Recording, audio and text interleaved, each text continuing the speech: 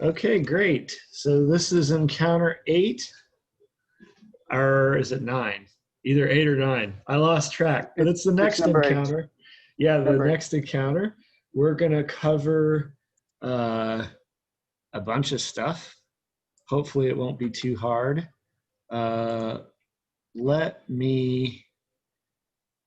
Jason's going to bring up his thing. But homework review. And Jason's going to take this over. So, yeah, we're going to look at a few things. I want to yes. introduce something new while we do it. You're recording, right? Yes, sir. So here, okay, make me host. Hang on, wrong one. I almost did the wrong one.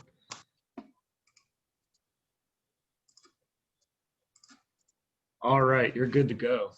All right, so we're basically going to, first of all, I'm going to introduce a new concept, something that shows up in all of the exercises, but the book hasn't addressed yet. And then this will make it a little bit clear. And in Hebrew, we say the asher kav. It will make the line straight so that you understand what's going on. And then we'll do a review of what we went over on Monday. So before we get, as we get started, Samuel, do you mind go ahead and reading this sentence to us? All right. I'll tell you the pieces that you don't know whenever you get to them. So Melech harag ish. Melech harag ish. Do you know all of the words? I would assume that you don't know the middle one, right? Right. I don't know. Yeah. That means killed. Harag. Okay. Melech harag ish. So if you know that means killed, then what does the sentence mean? The king killed a man. Beautiful. We can add things to this, and we can say, like, we can add an adjective to the clause with the king, right? What does this one mean? Do you know the word chazak? Chazak. Like something about strength or something? Yeah, strong. Oh. So echazak means the strong one. Hamelech echazak means the strong king. So now we have a longer subject, right? We have a subject that includes both the noun and an adjective, a complete noun phrase. So how would you read and translate this? Well, translated, the strong king killed a man. Beautiful. Mm-hmm. Yesterday, or on Monday's lesson, we talked about how the verb and the subject can trade places. We call it inversion, right? Mm-hmm. That we would assume, it seems like in biblical Hebrew, the natural order was subject and then verb, but there were so many situations that cause inversion that most scholars have always thought that the natural order was verb subject because they're inverted like all the time. One of the things that inverts the subject is the word ka'asher. Ka'asher. Ka'asher means when. When. So what we're going to have now is a subordinate clause. Like, this is not a full sentence. We'd have to say something else. Like, the kingdom fell when the strong king killed a man, or the kingdom collapsed, right? We'd have to have something, but this is when. So just if you could read this to us in Hebrew, it means when the strong king killed a man, okay? And a man is indefinite. So go ahead and read the whole sentence to us as it's written. All right. Ka'asher harag hamelech hechazak ish. Ka'asher harag hamelech hechazak. Chazak. Yeah, I'm saying the DS. Yeah, that would be the tzadi. But this is zayin. Z. Hazak. Chazak. So when he killed, namely the strong king, a man. This is indefinite, no article, and this is a definite phrase, right? Okay. So we could also add a descriptor to this word. Kasher harag hamelech hechazak ish chacham.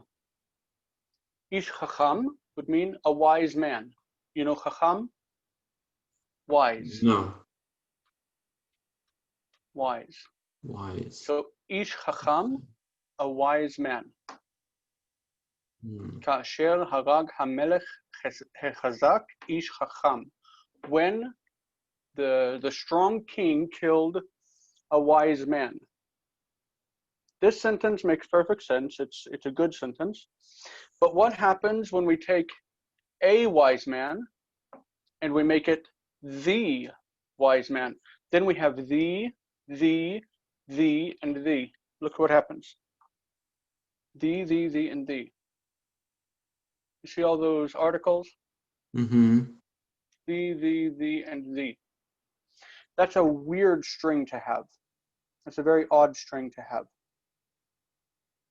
Okay, so if we have a string like this, when he killed, that is the strong king, the wise man, okay, and we want subject and we want object, direct object, we're going to put something here to divide it.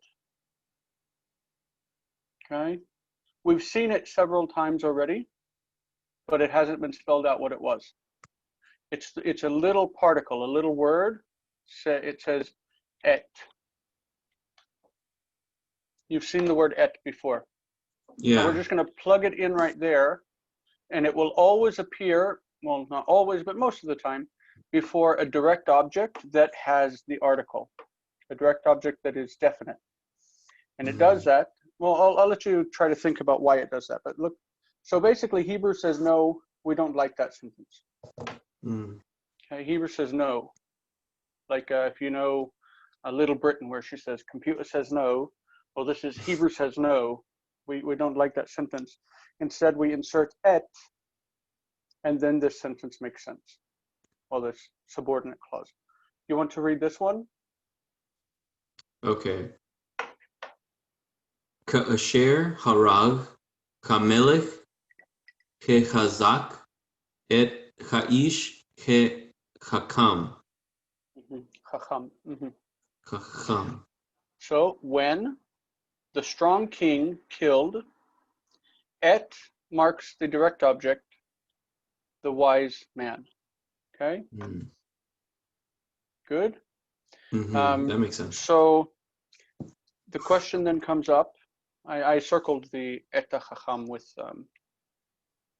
a box. So the word et, which can also be attached like et ha'ish, the et becomes segol and it has makaf. Et ha'ish is called the definite direct object marker, the DDOM. Okay, DDOM, definite direct object marker. Because it indicates which word is the direct object when it is definite. So why do you think, can you tell us why you think it might be necessary, why it would be needed?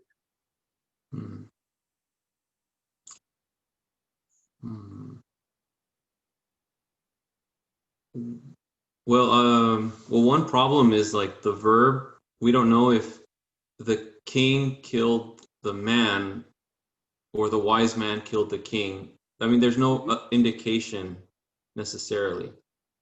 Absolutely, because word order is flexible, right? Yeah. Do you think it would ever be the case that in Hebrew they might take this whole thing, this et ha'ish chacham, and move it up to the beginning of the sentence? Do you think they might? Yeah, I would think so with the marker. Yeah. Yes. And having that little particle et lets us move the direct object to the beginning of the sentence, and the word order doesn't matter. So we can topicalize the direct object and move it like emphatic, move it to an emphatic position without any confusion about what's the subject and what's the object. So et is the marker of the definite direct object. Can you think for a second why it would not be necessary in a sentence like this, or like this, or any of these indefinite ones? Why would it not be necessary? Why is et only the definite direct object marker and not the indefinite? Why don't we mark the indefinite direct object?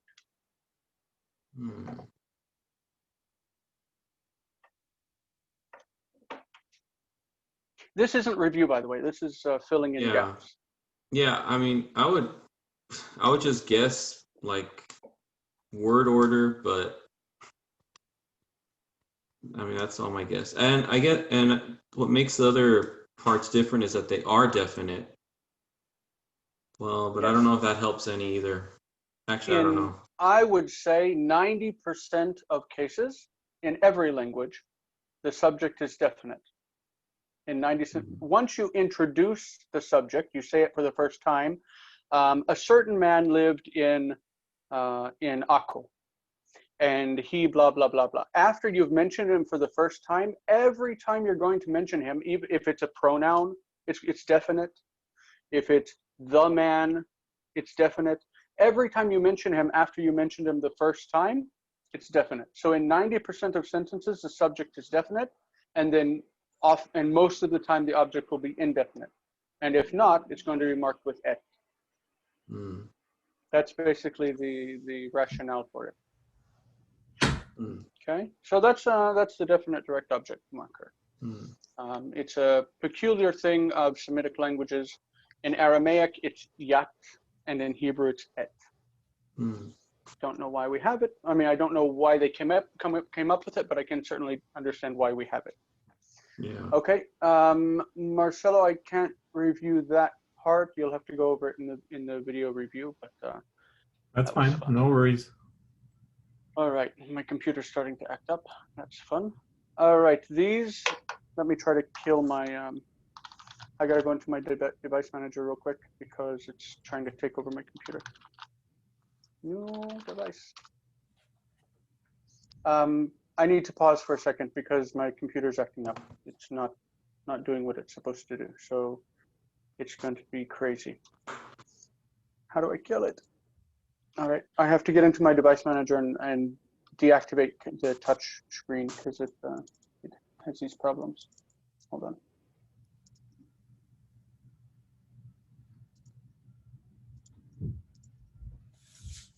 Okay. All right, I've deactivated it, so I think the problem's fixed. Just let me start the share again. I'm sorry, my computer is silly that way. It's okay. We're back up. So we went through these. I'm not going to go through them again. This is the first slide of basically the review. These exercises come directly from the book. And this is a review. It's from the reader. It's from page R17 in the back of the book. Okay. This is what I mentioned in the Facebook chat that you could look over it if you wanted to. R17. In all of these, I've added the word et that we just went over. So you'll see in the first one, in the top of the page, it says Avraham, and then it has the options, and it says ha-chamor. I've added et ha-chamor because it's definite. It should have et. The author didn't put it because he was trying to make it simpler, but I think you can understand the et concept. Does that occur all the time then? In prose, yes. Okay. To have it missing is very odd. It's very rare. Okay. In poetry, most of the time it's there, but poetry is more flexible with all prepositions. So. Okay. All right. So since you weren't here, Marcelo, you didn't have reading practice on the last slide. Why don't you go ahead and read this one and let us know which form you would choose for it. The four forms at the bottom. These are the choices to fill in the blank. Avraham et ha'amor. Chamor. Et ha'amor. Yeah. Yeah. The options are Havashti. What is the T ending? That's first person singular. So it means I, right? Yeah. Chavashti is I. Mhm. So havasht, havasha, Chavsha, havsha, chavsha, which is or which is oh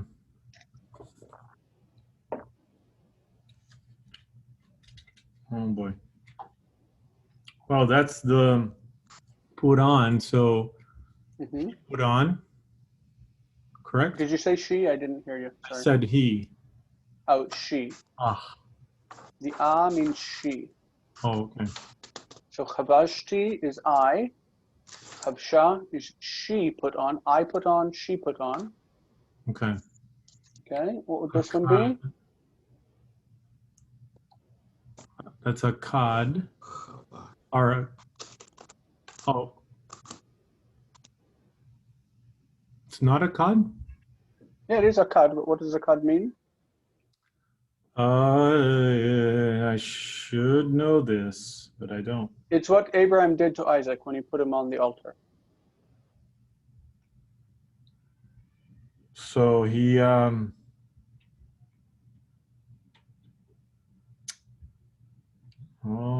he took. No. The whole story of Abraham and Isaac that we just looked at quickly. Oh yeah, The last session. the binding. Yeah. The binding of Isaac. So this is he bound. So he bound. So Abraham akad et hachamor. He bound the donkey. Mhm. Or havash,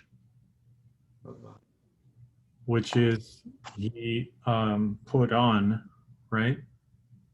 So that Well, would, we could say he put the saddle on, right? He put the saddle on the donkey. right. So that'd be the right answer. Yep, that's the right answer.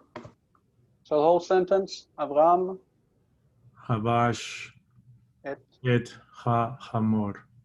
Yeah. Et is the marker for the direct object when it is definite, when it has ha. Yep. Et achamor, the donkey. All right. I need to memorize vocab. Oh boy. Yeah, you got that quiz coming up too. All right, so Samuel, you've got number 2, the letter bet. Yitzchak blank el Hecharim. Mm-hmm. So What is harim? they're the plural of hills or mountains. Mm-hmm. Yeah. So the options are Ra'ah, I think it's Which to means see. He saw. Yitzchak He saw. saw, sorry.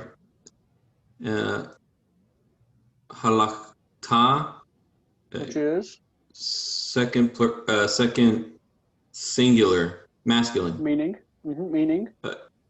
You walked. Mm-hmm. Or you went. Yeah. Or you went. Then halach, he went. Mm-hmm. And halach, which could have the subject of Yitzchak, right? Because it's also third person masculine singular. He went. Yitzchak went. Mm-hmm. And this one's halacht, which is you went. Mm-hmm. Feminine. What gender? Mm-hmm. Good. So it could be Yitzchak saw to the mountains, or Yitzchak you went to the mountains. Yitzchak went to the mountains. Yitzchak you went to the mountains. Feminine. Mm-hmm. So yeah, it has to be halach. Halach. Mm-hmm. Yitzchak halach el ha'arim. Right? Mm-hmm. Letter Gimel. Gimel. Since there's only two of you, you'll go back and forth. So Marcelo, you want to do Gimel? Okay. Yitzhak Amar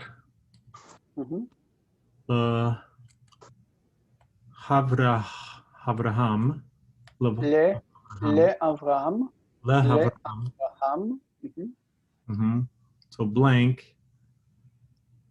Mitzbeach. Mizbeach. Mizbeach. Mizbeach. Yeah. Which is, what is Mizbeach? It's another, the vocabulary problem. Altar, I think. An altar, yeah. It's from the root zavach. Zavach means he offered sacrifice. Zavach. In Mizbeach, the mem prefix we're going to see is often the place where something is done. So if zavach means he offered sacrifice, then Mizbeach is the place where you offer sacrifice. It's the altar. Okay. So Isaac, Yeah. Amar LaAvraham, what's it mean? Yitzchak Said. Amar LaAvraham, he said to Abraham, blank Mizbeach. Uh-huh. Okay. So the options are Banita, Mm-hmm. Bana, Which would mean he built, right? We don't know who, but it says he built. Do we remember who built the altar according to the story we read? when we read the story, let's see. It says Ve'avraham bana mizbeach al har. Avraham bana mizbeach al har. Yes, Abraham Abraham. built it. an altar on the mountain. Okay. Mhm. So what did he say to him? Banita, bana, baniti, or alita? Baniti means I built, so that wouldn't be right. Banita probably wouldn't be right either. So Bana, Bana is, so Isaac says to Abraham, he built an altar. Or oh, Isaac says to Abraham, you built an altar. Or oh, Isaac says to Abraham, I built an altar.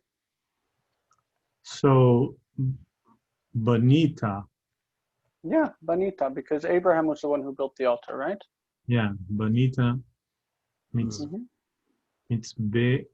How is it gonna? It's by Mizbeach. Bea, Miss Bea. Mizbeach. Mhm. Bea. And letter Dalet, Samuel. Avraham Amar blank et Yitzchak. So Abraham said blank Isaac. The options are, well, there's, let's see.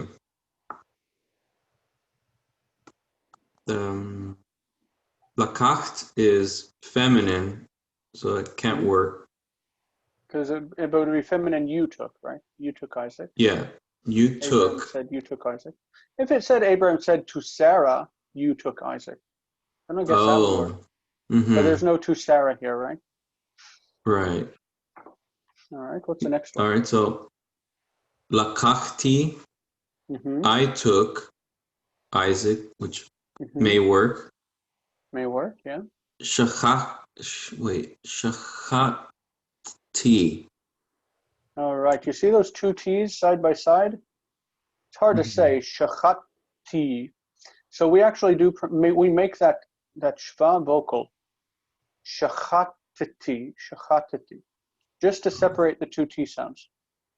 That would also happen if there's a D sound here, and we have it before a T.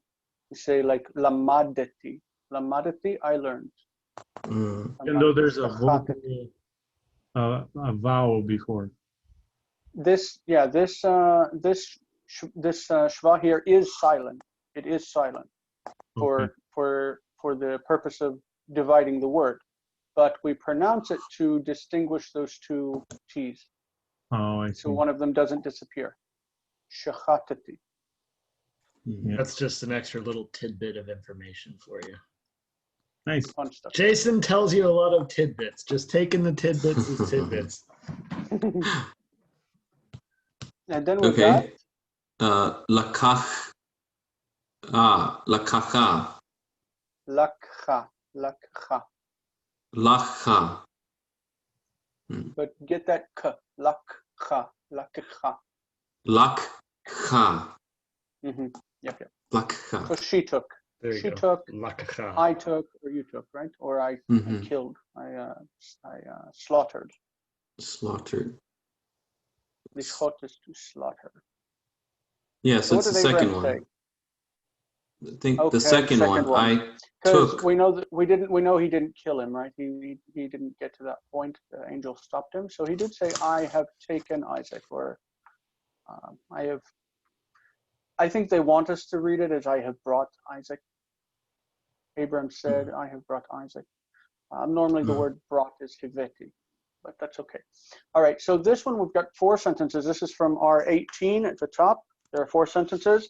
We've got to read them. And then change the verbs to, like in this case, it says from third masculine singular to third feminine singular. Masculine to feminine. All right. So let's read it, and then we'll change it, and then we'll turn it over to Jonathan. We'll take the new material. Who wants to go first?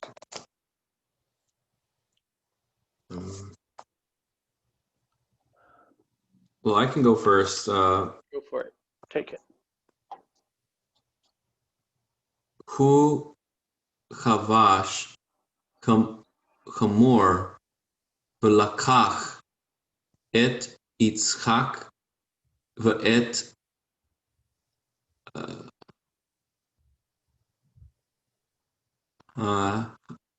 hana'arim. Hane'arim. But this is from the word na'al, right? Na'al, which means young men. Yeah, means young men, boys, slaves, right? Boys, servants. So, what do we got here? Hu chavash chamor v'lakach et Yitzchak v'et hane'arim. What is chavash? Chavash was to put on or to saddle. Yep. So he saddled a chamor. Saddled a donkey.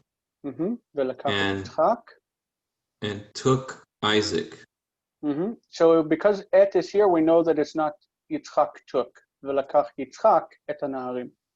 It's not Isaac took the slaves, but he took Isaac, right? Ve'et hane'arim. And the slaves.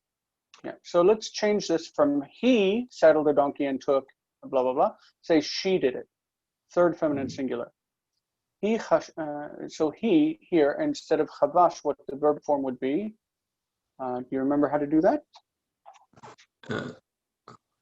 Havasha, I think. Originally, yes, chavasha. There was a shift of accent, and this syllable reduced. So instead of chavasha, chavsha. Kavsha.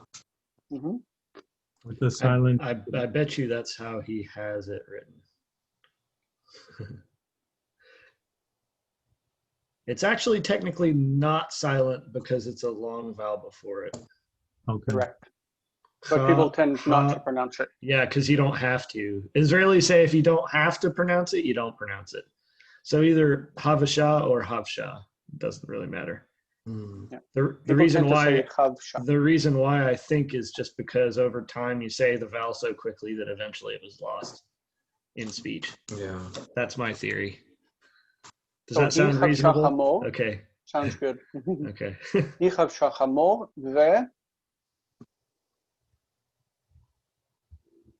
Because you got to change this one and this one. It would be lachcha. Lakcha. Et Yitzchak v'et hane'arim.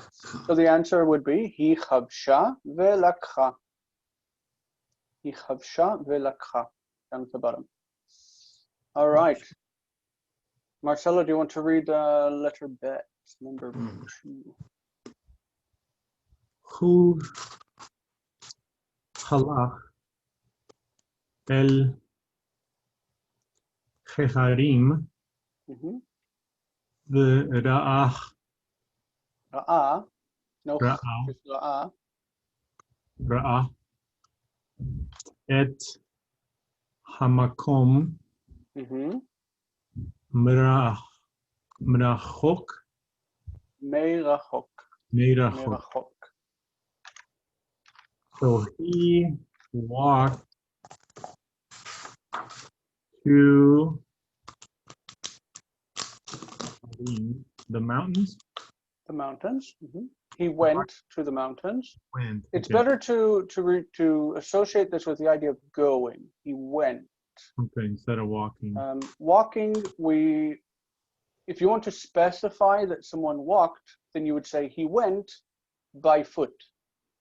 Ah, If you want to specify, you'd say hu halach beregel. Beregel, by foot. But this is he went. that's good. Unless the context indicates otherwise, you say went. Okay.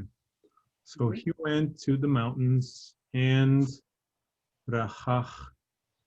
Ra'ah. Rahach. What's the aleph make? What's it sound like? Silent?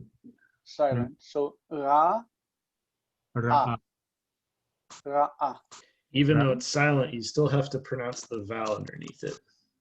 So don't just ignore it completely. I was Right. doing ra. What was I doing? Or Ra'ah is fine. Ra'ah Mm-hmm.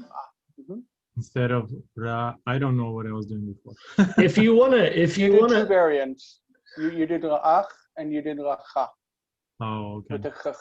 But this is ra'ah. If you want to think of it as an sound, you can. Cook says it's silent because he thinks that it'll make it easier for you to remember. His philosophy is it's the glottal stop, is what it is. It stops the air. Yeah. Stops the air in your throat. Yep. So ra'ah. Ra'ah. So you do pronounce it. Sort of. That's all right. So he went to the mountains and saw the place. The Makom. place. Et makom. Merachok. Merachok. He saw the place from far. Oh yeah, that's Rachok is far and me is from far. The place from afar. Okay, so if we do feminine. Okay, yeah. So we go from no, we're not doing feminine. We're doing third masculine singular. That is he to first common singular I. Okay, he so to I. Ani. Alechti. Alachti. Alachti. It's like hu halach. Ani halachti. Yeah. Halachti. Ani halachti. El ha'arim. Heharim. Heharim. V'ra'achti. When you have the on the end of this, okay, the hey is going to disappear. And in its place, it's going to say e. Ra'iti. Ra'iti. Ra'iti. The hey doesn't stand because it's a vowel. This is this right there is a vowel letter. Ah. So it is replaced by e. Okay. Ra'iti. Yes.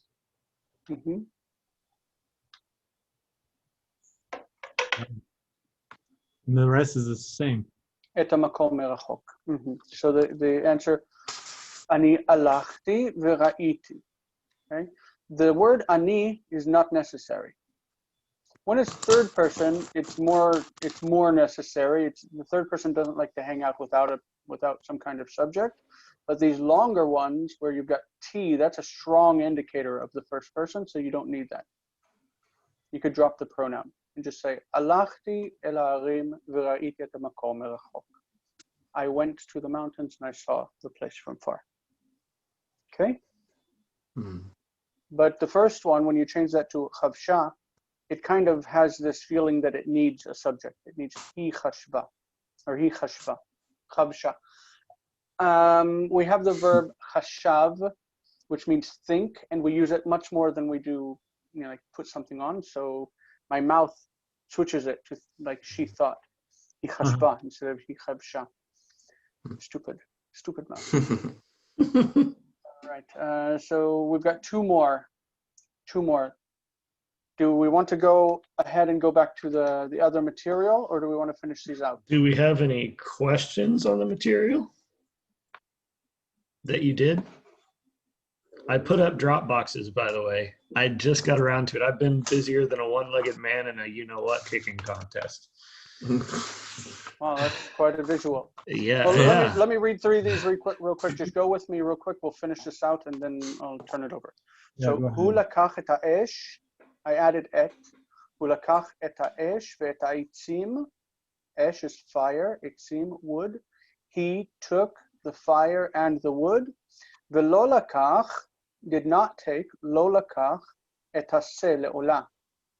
He didn't take the lamb for an offering, for a burnt offering.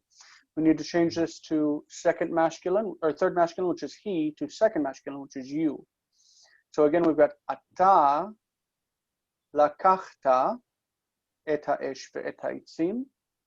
Velo lakachta, we just add that ta ending. Lo lakachta et haseh le'olah. So that would be the answer. Ata is optional, but we'd say lakachta velo lakachta. Okay, and letter dalet. Hu ala ala har uvana et hamizbeach. That's your word, Marcelo. Mizbeach. Ala har ve'akad et Yitzchak ala mizbeach. So he went up on the mountain. Hu ala ala har uvana et hamizbeach, and he built the altar. Uvana et hamizbeach ala har, upon the mountain. That's where he built it. Ve'akad et Yitzchak, he bound Isaac ala mizbeach, upon the altar. Okay, so we need to change this from he to you, third feminine, to she. So we'd say he alta, that hey changes to taf. He alta ala har, uvanta, that hey changes to taf. Vanta et hamizbeach ala har, ve'akda et Yitzchak ala mizbeach. So this is the answer here. He alta, uvanta, ve'akda. Okay. We understand the forms pretty well. We can move on to the next bit of material. Yeah. So for that, that verb, it changed, right? The third hey. Yeah, the third hey changes to taf. So Allah becomes alta. And bana becomes banta. Okay, that hey on third hey verbs in the feminine changes to ta. In all the other forms with the endings, it becomes e. Baniti, banita, banit, benitem, beniten, and then third it just drops banu. Alu, they went up. Alu. Okay. So that's the end of the material that I wanted to present, and now Jonathan will take over. Let me make him the host. Get him back into it. There you are. All right. Let's do a screen share. Thank you guys for your participation with that. It was fun for me. Yeah, no, thank you. Thank you for doing that. Thank you, Jason. Jason's a good teacher, isn't he? Yes, he is. He is. All right.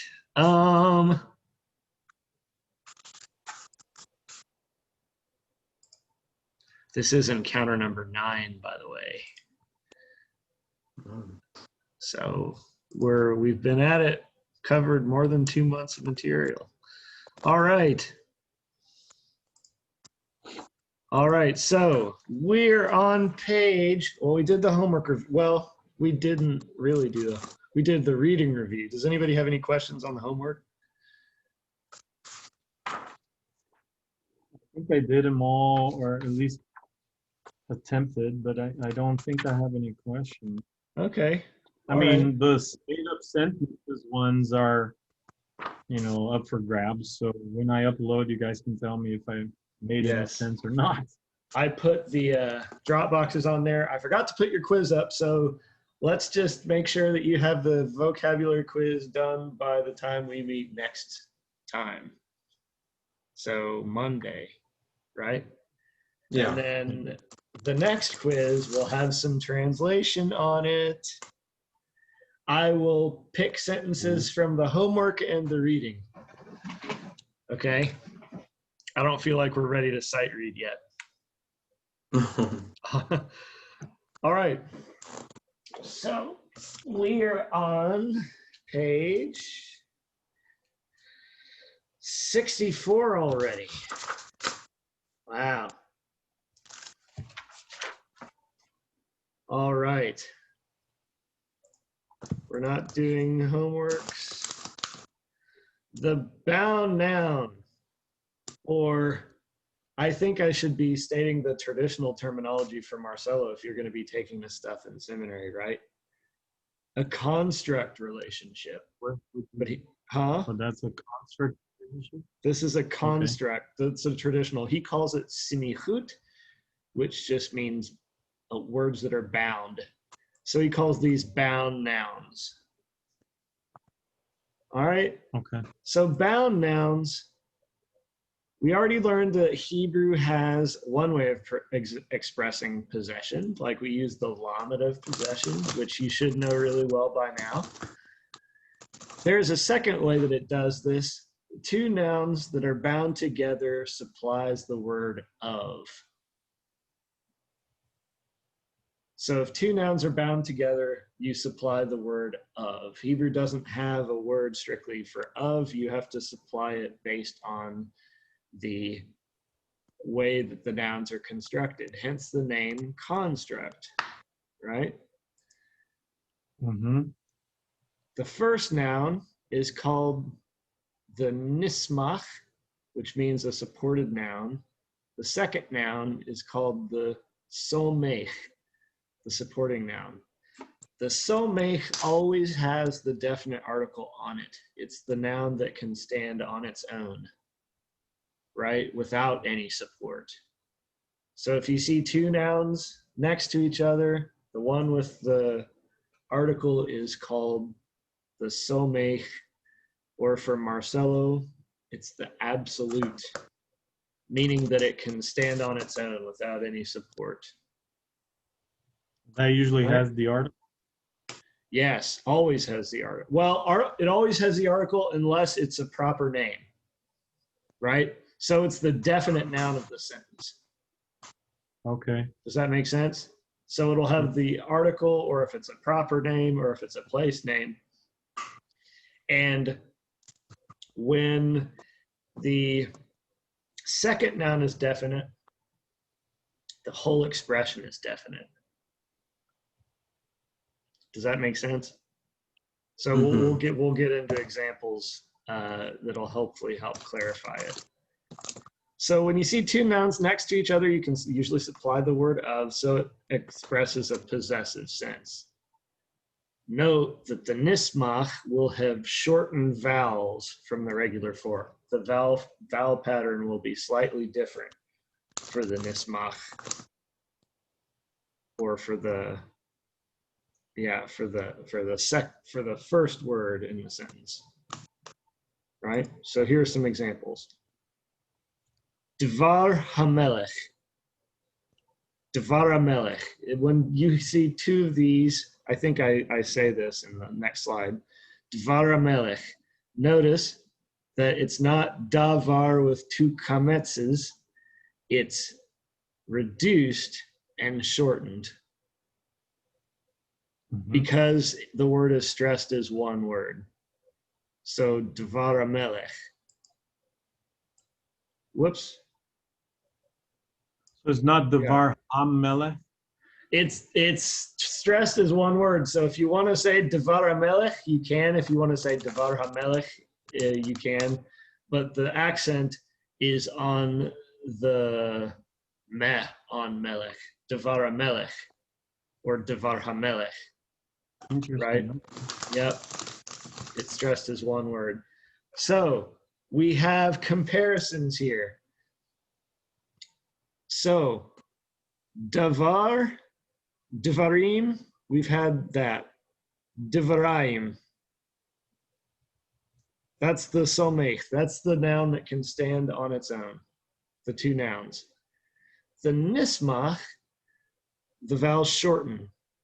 Dvar, divrei, not divrei, but divrei and divrei.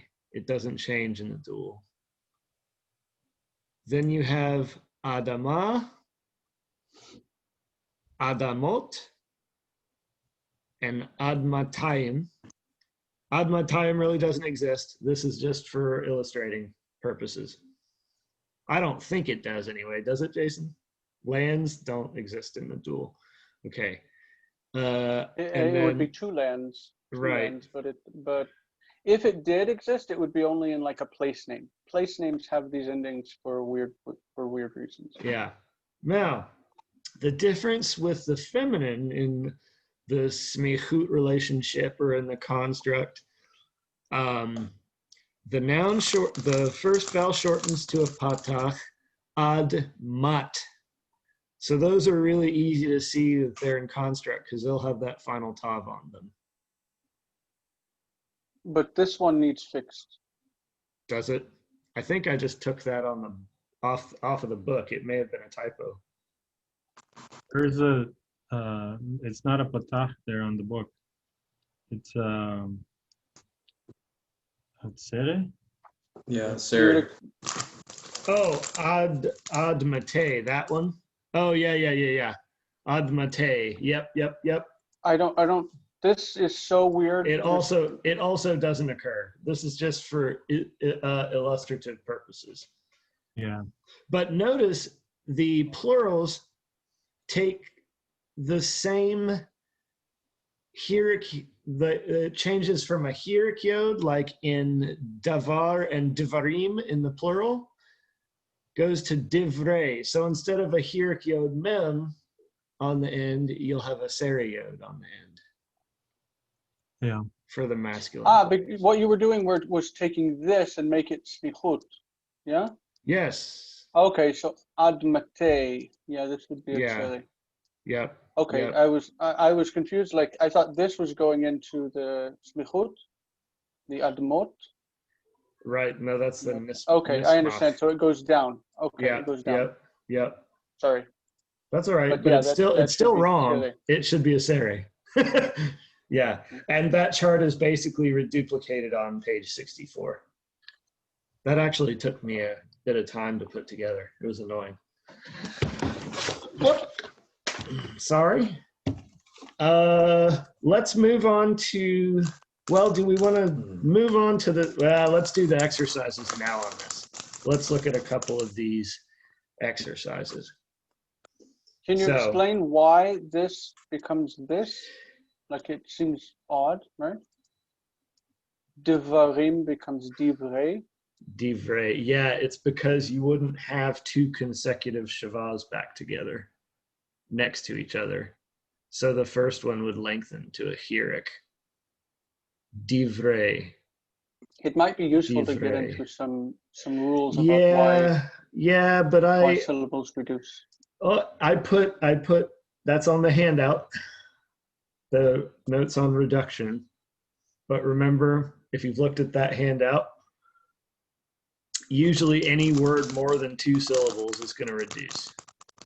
And there are mean any syllable before 2 syllables? Correct. So if this is the tone, that's 2. This would be 3, so this reduces. Yep, it's on that handout. Have you looked at the handout on that? I think you said you had. But it sounds like I need to really study it because it's coming up very frequently. So in the case of construct, remember the accent is on the word that follows. So this would be, whatever word is here is going to be number 1 syllable. The number 2 is long, and any syllable before that is going to be short. So you've got here 3 and you've got here 4. So this would be 2 shvas next to each other, which can't happen. So one of them turns into chirik, the first one. Mm-hmm. Yep, that's true. So, but if you don't want to remember why, as long as you can remember it, he doesn't go into a bunch of lengthening stuff, but it's in the appendices. If you'd like, I've run into several students that ask me why. And so I can explain it and that'll help them. But I've run into other students that's too much and they just would prefer to memorize it. So whichever but for one explanation is purpose, style. if this is the somech, this is the main noun of the, you've got somech and nismach, right? If this is the somech, that's 1 syllable, it's counted. Then the next one is 2, so that one is here and it's unaccented and closed, so it's short. and then the syllable before that is reduced. Yeah. Anytime you've got the tone, then one syllable before, and then the second, every syllable before that tries to reduce, every single syllable, no matter how many there are. Interesting. Okay. Can there be more than one word in the nismach or in the construct state? Yep. Some grammars. So those words would all be in construct and then have one absolute? Correct. That's why some grammars, did you remember that from a previous grammar? Construct and absolute. Yeah, some grammars call them construct chains because you can have any number of nismachs before the summake. So you could have, we're going to look at, I think, examples. Did we already, if you could have, when you have the word of the king, you could have, what is it? What's an example, Jason? Help me out. An example of what? Like a chain, several constructs. Kol divrei Melech, all the words of the king. All the words of the king, right? Kol and divrei would be both the nismachs. Nismachot? Nismachim? Not sure. You could say Kol divrei avdei hamelech, all the words of the servants of the king. Kol divrei avdei hamelech. Like you can put a string, a long string. Yep. You could say all the words of the wives of the servants of the king, which would be Kol divrei. It could be either neshei avdei hamelech or neshot. Like sometimes the construct changes on that word. But you could make a whole chain. It's very fun, actually. Why do I see white words over divrei hanavi? I see white. You see white words there? I do not. Oh yeah, I do. I do see white words. Is that annoying? Is that too annoying to leave it? Okay. All right.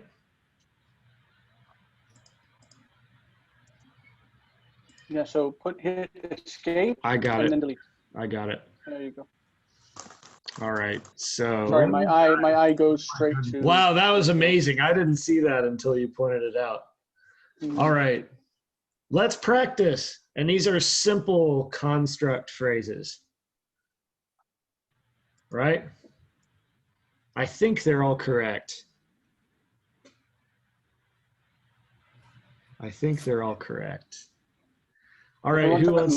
Mark the tone action, the tone syllable. Yes. This one is with Kadesh. Yes. Go ahead and do that for all of them. Okay, there's an action. Eshet. Yep. And Melech. I'm sorry, Jason. Eshet. Well, you said you don't know where the accent is on your keyboard, so. Oh yeah, I appreciate. I'm gonna learn. I have to. All right. Although the professor said diacritical marks aren't necessary, so maybe I won't. It is necessary when you're teaching. When you're writing. Yes. Okay. All right. Who wants to take the first one? Samuel, want to take the first one? On the right. Yes. We'll go from right. We'll go from right to left and top down. So do the right column first and then the left column first, or next. Yeah. Sefer HaTorah. Do you remember what that would mean? Sefer is a book. And Torah is law, or the Torah. Yes. So Sefer. Yes. Can you see me? I don't know. Am I dead? No, I can see you, but I think you might be frozen. Sefer HaTorah. So which ones are you saying? Oh, go ahead. Can you hear me now? I think I froze. Yeah, this we is can hear you froze. Sefer. Is that Harry Potter? Harry Potter. In Hebrew. Harry Potter. Wow. So Sefer Torah. Torah. What is Torah? Samuel got it. The law. Mm-hmm. Okay, yeah. So Mhm. Sefer Torah is actually the Torah scroll. Mm. So what do we do with this phrase? Is that So, already in? so remember, my rule of thumb, if you see two nouns next to each other, put of in between them. So Usually that's the way it works. the book of the law. Yes, excellent. Mm-hmm. Yeah, and because this one has because this one is definite, the whole phrase is definite. Mm-hmm. I said all that when you were out. I think you stepped away for a while. Yeah. But why is this already? Sorry, but why is the accent over Sefer? Sefer, because that's just how it is. But I thought the accent moved to the Hebrew Moek or whatever. What is it? No, it would be it's stressed as one, but the accent doesn't move. So it would be Sefer HaTorah. Sefer HaTorah. So the accent would be on the Ra part, and you would just string it together. Right? So I'm not talking... In these things that we call segolet nouns, these are the ones with segol right here. Segolet nouns, they retain their original form. They don't. Which means they the stay accents as on sefer. which means the accents on the first syllable. Yeah. So Melech, if you see down here, Melech. Melech is a segolet noun. So you would take Melech, and if you say Melech Haaretz, the king of the land, Melech Haaretz. Okay. Accent here, Haaretz.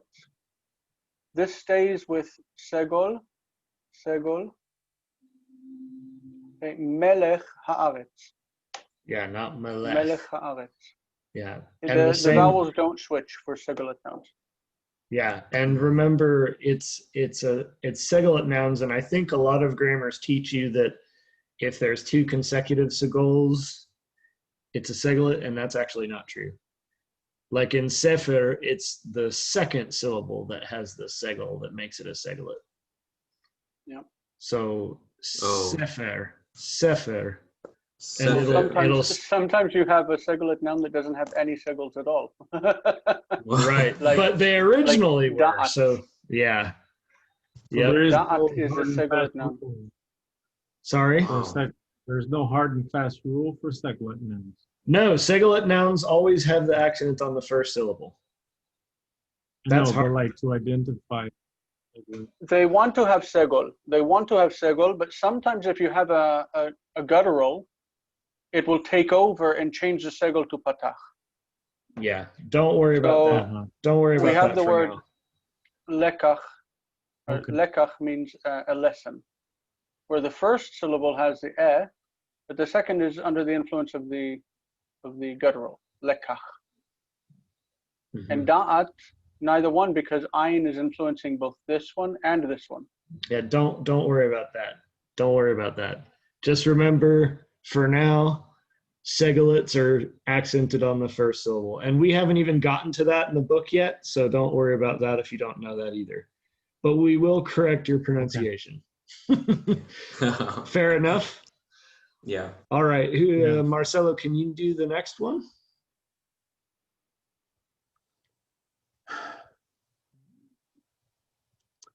Divrei Hanavi. Divrei Hanavi. And what does it mean?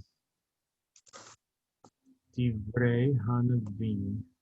Oh boy.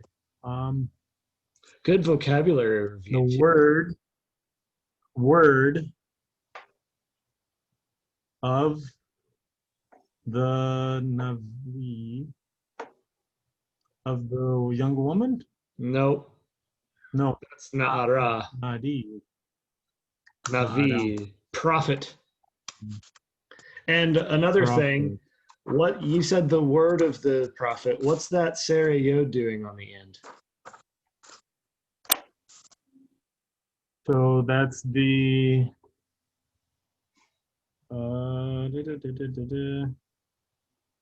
That's this sommet, right? Yeah, but the ending, what does that tell you, that ending? What's words? If I just wanted to say words. Devarim. So that's a hirik yod. In a semichut relationship, it's a seri yod that marks the plural. Right. So that's the words of the prophet. Okay. Mm-hmm. That now. I need to do these materials before I come to the lectures. Well, yeah, it helps to review it because then you get it in your head twice. You just told me, but it just kind of went like this. That's okay. That's why I suggest you read it before you come to class, because then you're getting it twice, right? And then that helps you retain it later. Yeah, I need to do it. Right?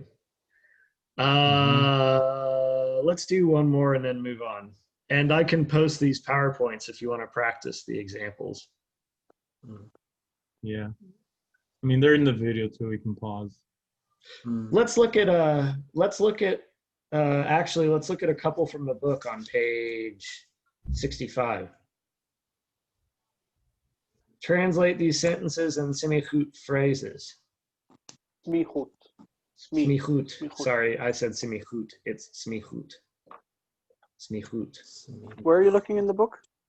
Page 65. 65. It's that's definitely a consonant cluster. Smichut. If you say semichut, then it sounds like semi-automatic or something. I don't say semichut. Smichut. Smichut. Yeah.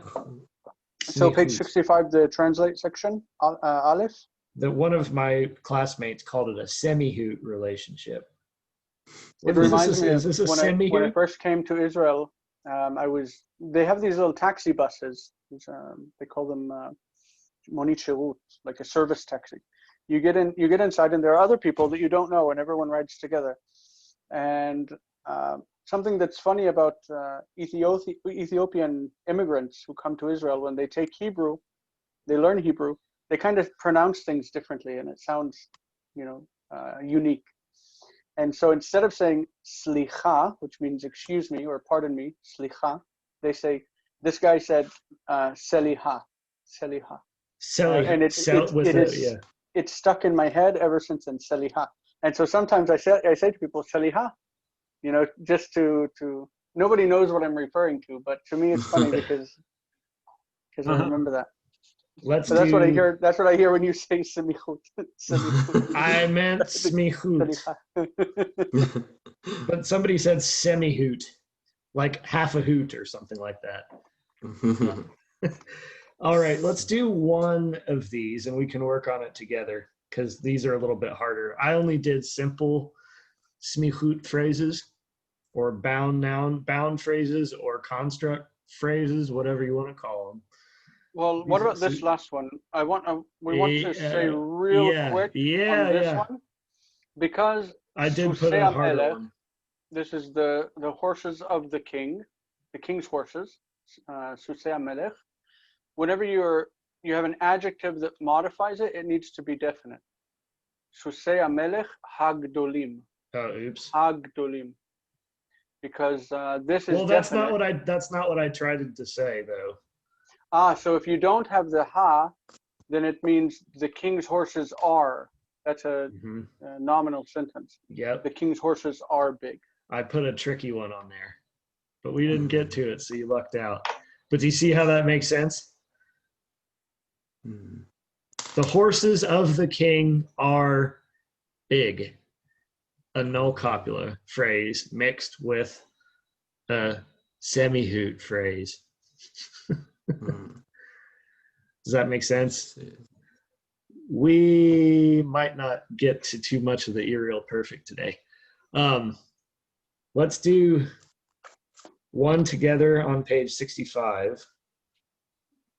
Can somebody read it?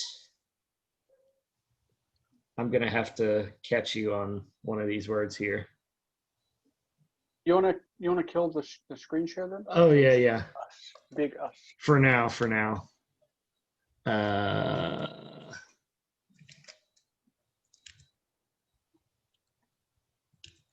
I'll do it.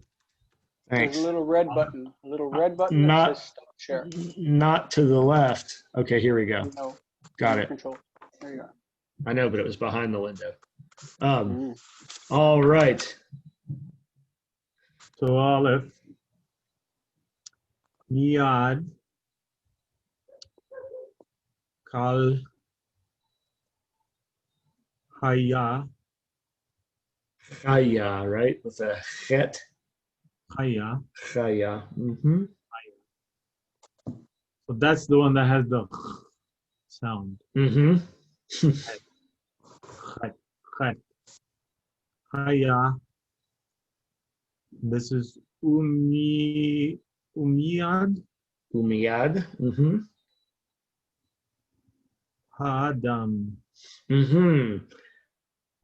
How did you memorize this? What lesson was this second word in here? Second word. Kol. Yeah. Yes. The one I messed Yes. up. But today I was reading in a freaking advanced Hebrew class with a rabbinical student, and he missed it. Wow. So this is a common thing that people miss. So you just get that by practice. Remember what Jason just said? I mean, maybe you don't remember it because there was a lot of information. But closed, unaccented syllables are short. Yeah. Right? So that's a short U or a short O sound, which is actually in English a long O sound. But coal. And it's always coal. It's always going to be coal. It's never going to be call. Yeah. So I only know of two languages in the world in which a short O makes an ah sound. English and Russian. Apart from that, a short O is O. O is always O. O doesn't become ah. Are there any different? Does it sound any different? O and ah, yeah. Well, no, I mean. O sounds like O. O. Sounds the same in those other languages. Yeah. Yeah. I can't think of any other besides Russian and English where you have an unaccented O becoming ah sound. In every other language of the world, O does not become ah. You can't say ah when you read the letter O. Only in these two that I know of. So in Hebrew, if you have a short O, it's O. It's not ah. Also in Greek, by the way, it's not logos, it's logos. Right. All right. A short O is still O. So can you translate this, Marcel? And then we'll move on. Introducing the next. Jason sent me a chat message. Oh boy. I sent to everyone. No, that was a long time ago. When I went to make coffee. It was a long time ago. I don't get any noises when I get a chat message. Yeah, so what can you do with translating that? Miyad, is it me? I forgot. What's the rule for me again? What is it doing for? Where does that doggish come from in the yod? It's from.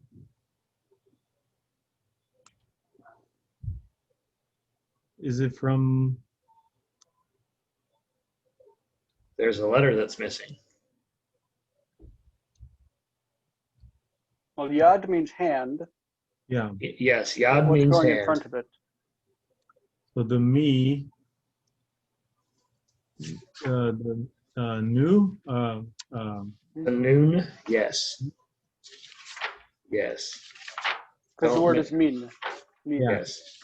Don't mix up your Hebrew and your Greek. Have you had Greek before? Yeah. That's from lesson 13, conjunctions, or prepositions, sorry. The conjunction vav and the prepositions b, k, l, and min. Remember the attached prepositions?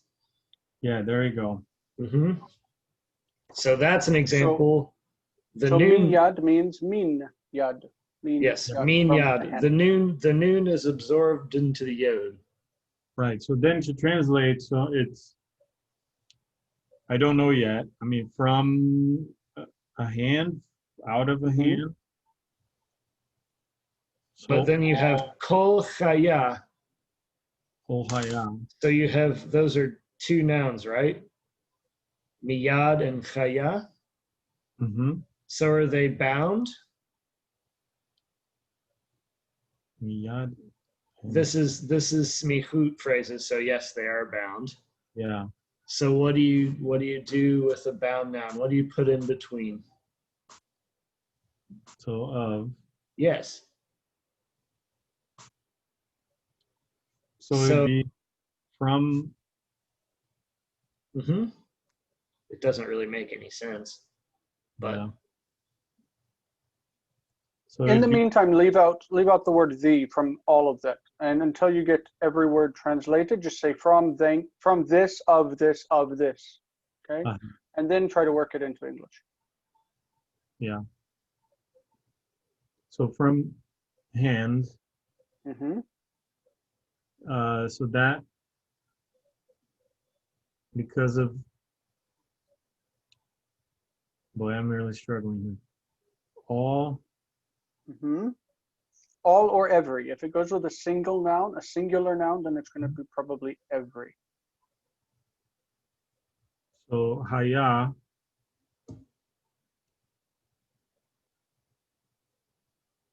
It's he was. Chaya is a wild animal, right? Or a beast.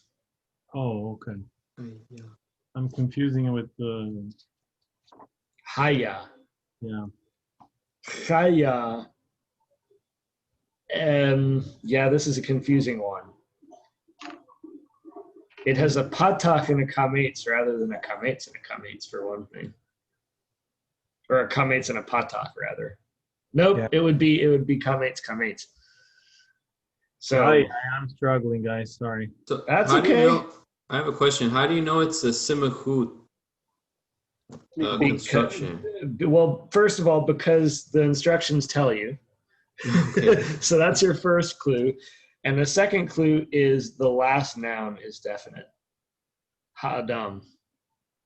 Well, try to translate it without smichut. This is still from hand every animal. This is still a weird construction, even but still. Think from hand every animal. What does that mean? From hand every animal. From the hand of every animal. From the hand of sure. every animal. Umiyad Adam. And from the hand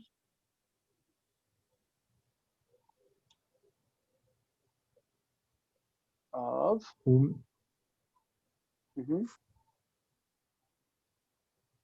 So from the hand of every animal and from the hand of Adam? Yeah, of the man. Or man. Mm-hmm. Adam is generally a noun that means mankind. It means all of mankind. It's not just Adam. Especially Ha-Adam. Okay. Ha-Adam means the man, like the mankind, humankind. Okay. I'm going to call an audible and do a couple more of these, and then we'll call it a day, because the second one is hard, and I want to give us some time to practice, and if we need to, we can slow down. What is call an audible? I'm sorry, I don't. Call an audible means that you change plans. Because how does that mean that? What does that mean? Call an audible. What they do in the football game, they change the play. Ugh. Yeah. sorry, Jason. I don't know football. I don't know what that means. It's a common expression in English, but you haven't been here for so long. But yeah, we'll just do a couple more of these and we'll call it a day, because the next lesson is kind of hard, and I don't want to overwhelm. This lesson is kind of hard. Yeah, I know. I was wondering if we don't need two really hard lessons, right? Yeah. So we'll pick up with the next one on Monday, but for now, let's do some more of these sentences. Okay. So is Adam the only definite word in the sentence? Well, remember, if the last word is definite, the whole phrase is definite. But ha'adam would be only connected to the last phrase. Umiyad ha'adam. Miyad kol chaya. This is a weird construction. That's what I was thinking too. It will happen. This will happen. Miyad kol chaya will happen. But it's talking about every beast, like all of the beasts.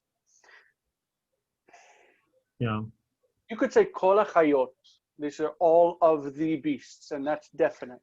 Yeah, I know. Kol chaya, and kol chaya is indefinite, so you would think the whole phrase would be indefinite, miyad kol chaya, but it really is, it's pulling at a definite sense because it's being distributive in a sense. You know what I mean? Distributive meaning that it's, by saying kol chaya, every beast, it's being distributive. It's talking about all of the beasts. Yeah, Every beast, like all of the beasts. This is a weird one. So in English, we would make this definite. And we'd say from the hand of every beast. But in Hebrew, the phrase technically is indefinite. Let's move on to a clearer one. Okay. What did it mean then? What's the best translation? From the hand of every animal, and from the hand of the man or Adam, if you want. Is that from anywhere? I mean, what does that even mean? No, these are phrases, sentences and phrases. So some of these don't make sense. Is it a phrase that's taken from the Bible? I don't know. I don't think so. I don't know this phrase. The hand of every beast. We can look it up. I don't think so, but okay. I don't think so either. But why would the word hand can also mean power? Yes. So he rescued somebody from the power of every beast and from the power of man. It doesn't make any sense. God rescued somebody. I don't know. Miyad kol chaya. Okay. It still is a weird construction. Looks like it's from Genesis chapter 9. You would expect kol hayat asadeh or something like that. Yes, it's from Genesis chapter 9, verse 5. It says, surely your blood of your lives will I require. At the hand of every beast will I require it, and at the hand of man. Even at the hand of every man's brother will I require the life of man. It's after the flood, when God was saying that whoever sheds man's blood, by man will his blood be shed. Interesting. Is that clear as mud? Let's do an easier one. Number the second one. Jason, can you read this one for us? Yeah, Japheth. Slowly. You should put the accent on Japheth. Japheth is a proper name. That's why it's gray. It's the name Japheth, the son of Noah. Japheth. It's a singular noun. Japheth Yashav. Yashav is he dwelt, he lived. Be'ohole Shem. Be'ohole. Ohole. Be'ohole Shem.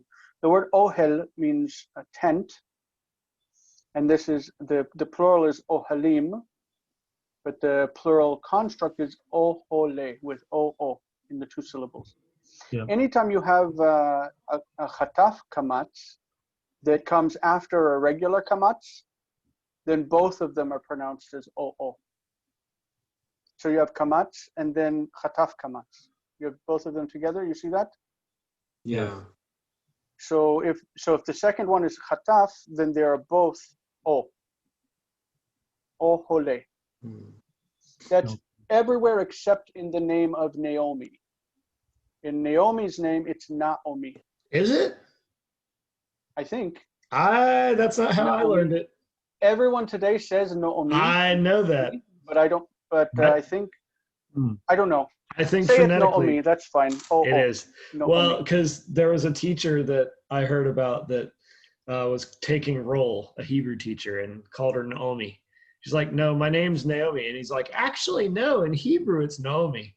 And she's like, my name is Naomi. We do say Naomi. We do say Naomi. Yeah. But I understood that it was supposed to be Naomi. I don't know. We do say Naomi. Yeah, Naomi. It is Naomi. But there are some words that we ignore that. That's Sohoraim, we say Tzaharaim. for noon. Sohoraim, we say tsa'araim. And there's another one. Mochoratayim. Mochoratayim means the day after tomorrow. We say machrotaim. Okay. Machrotaim. So let's do this one real quick. But this is Be'ohole Shem. So we go off on Japheth, tangents in this class. Japheth dwelt in the tents of Shem. Shem is his brother. So here you have tents of Ohole, no ch, Ohole Shem. So Japheth dwelt in the tents of Shem. Of Shem, who was his brother, right? Shem. And that should also be gray because it's a proper name. It should. There were 3 sons of Noah: Ham, Shem, the Japheth. Ham means hot. Ham, Shem, and Japheth. And Shem means name. How original of Noah. Yeah. He's just going to call his son name. I can't figure out what to name you, so I'm just going to call you name. And Japheth is related to the word for beauty. Yeah. I did not know that. All right, let's call it a day. For homework, for next time,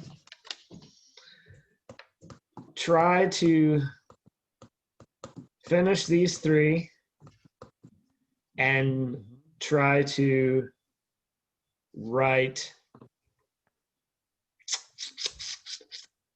3 phrases, not 5. You can write 5 if you want the practice, but I don't want you to spend like a bazillion hours on this, because I've forgotten how long it takes for new students to do Hebrew stuff. So yes, it's taking me a little while longer than I thought. Yeah. Well, we've also been moving really fast, so if we need to slow down, we can slow down. Like if you come back and you're struggling with something, we can go over something again. We've been doing I've slowed down a little bit. We had been doing around 3 lessons a day, right? 3 lessons per period. At the seminary, we did 3 lessons per week. So we've been moving fast. But today we only did 1 lesson. So yes, because it's hard. I would recommend that you watch the beginning of the video, Marcelo, the part that you missed, because we did introduce. I gave a good explanation of why we use et, the direct object marker. Okay. It's something you should probably pick up on. And that's a I don't know why he puts it all the way over here. That'll be a good heads up. He covers that in lesson 26. Yeah. Mm. But Jason offered much more explanation than this does. So you should I think it's something that you can explain really quickly and easily, and it's just not worth putting off. You know? Yeah, that's true. Sounds good. But you have to have verbs before you have objects, and we haven't had verbs for that long, so we're doing okay. Right? Any questions? Don't worry, Marcelo. Don't get overwhelmed. We'll slow down. Let me know if anybody has any questions. Okay. Up until the 19th, I'm okay. After that, I don't know, because I don't know what the classes will be like. So okay, well, let me know. Since there's only 2 of us, we can switch if there is a time that works. There are 3. Don't forget. Well, if he get Jerry back in, if he can make it. Well, he said he couldn't do it because he's. What did he say? We'll think about it. We'll see what's going on, and if there's any way we can work him back in, it would be good. It would be good. I'll check up on him. But especially if he can't come, it'll be easier to adjust if we need to adjust. Because it's easier to adjust 2 people's schedules than 3 people's schedules. But we'll see what happens there. And I'll keep posting the videos every time so you can follow along with that. And you can still, if you can't meet every week, that's fine. You can still ask me questions. View the videos while you can or when you're able. And then I should be able to meet. I'm trying to see if workload will be too much. Well, we can slow down too. Don't forget if it's too much. You All can right. certainly slow down. No, this is very, very, very good. Thank you. Okay, you're welcome. So the 19th, you're starting seminary classes?